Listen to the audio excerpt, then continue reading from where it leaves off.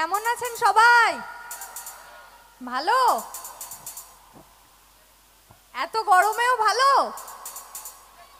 হ্যাঁ, সে তো এক্ষুনি দেখলেন। এতক্ষণ ভালো ছিলেন? এতক্ষণ ভালো ছিলেন না? আমাকে দেখে ভালো হয়ে গেছেন? টিভিতে দেখে বেশি ভালো হন না সামনে থেকে? সামনে থেকে।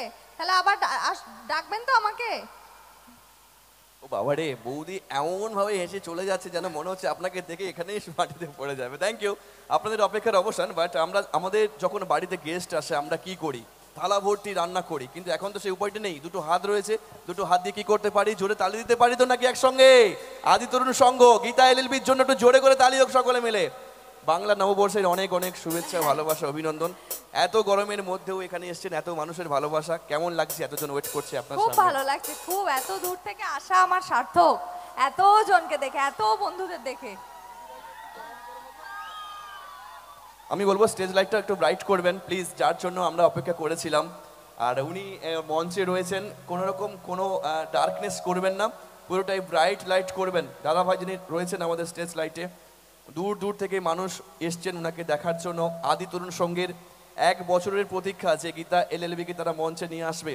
আমি চাইবো একটু কাইন্ডলি তাড়াতাড়ি লাইনটা ঠিক করে নিন, কারণ কি প্রচুর মানুষ ওখান থেকে রয়েছেন। আর দয়া করে কেউ টর্চ লাইট দেবেন না স্টেজে, কেউ টর্চ লাইট দেবেন না সরাসরি।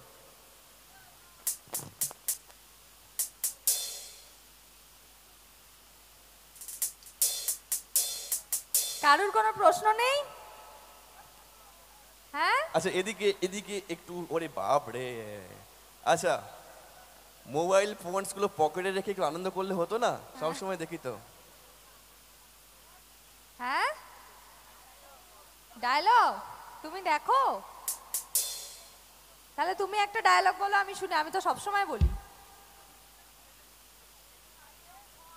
তোমাদের কি প্রচুর কেস আছে বলছিলে? আচ্ছা, এই ডায়লগটাই। ওটা তো বলবে, ঠিক আছে। তার আগে কি এখানে প্রচুর কেস রয়েছে বলছে? এখানে যেমন প্রচুর কেস আছে, সেরকম আমার ধারণা এখানে অনেক গীতাও আছে। আছো তো? কোথায় গীতা? এখানে কোনো গীতা নেই। তারা বুঝে নেবে। এখানে কি কোনো গীতা এলএলবি আছে যারা গীতার মতো লড়ার সাহস দেখায়, অন্যায়ের বিরুদ্ধে প্রতিবাদ করতে পারে? আছে এখানে? হাত তোলো দেখি, কারা দেখি কারা লাইটটা আমার একটু অডিয়েন্স মতো। দেবেন। এত কম? মানে এই কজন আমার মতো হতে চাও? গীতাকে দেখে সবাই শিখছে যে কিভাবে অন্যায়ের বিরুদ্ধে প্রতিবাদ করতে হয়, তাই তো?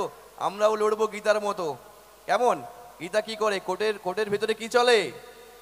এটা ওনার কাছ থেকে শুনবো, এটা সাসপেন্স থাক, ঠিক আছে? তার আগে আমি একটু জানতে চাই, আমরা সকলে গীতা এলএলবি কে জানি চিনি, কিন্তু তার আসল নামটা কি কেউ জানে?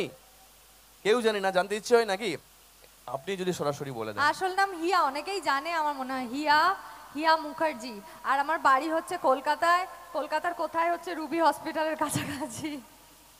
আচ্ছা, হিয়াকে ভালো লাগে না গীতাকে ভালো লাগে? কাকে ভালো লাগছে? হিয়াকে? গীতাকে? বলছে যদি আপনি কোটের ড্রেসটা পরে আসতেন খুব ভালো লাগতো। মানে ওটা ঠিক, আমার কি মানে কোনো জামা কাপড় সারাদিন আমি ওটা পরে থাকবো? শুটিংও করি ওটা পরে, এখানেও আসবো ওটা পরে। এটাই তো আইডেন্টি, তাই না? সকলে মিলে। Well, thank you so much আপনাদের সবাইকে এতটা সময় ধরে আমাদের সঙ্গে সহযোগিতা করার জন্য, ভালোবাসার জন্য। শুরু করি মোটামুটি। কিভাবে শুরু হবে? গান দিয়ে?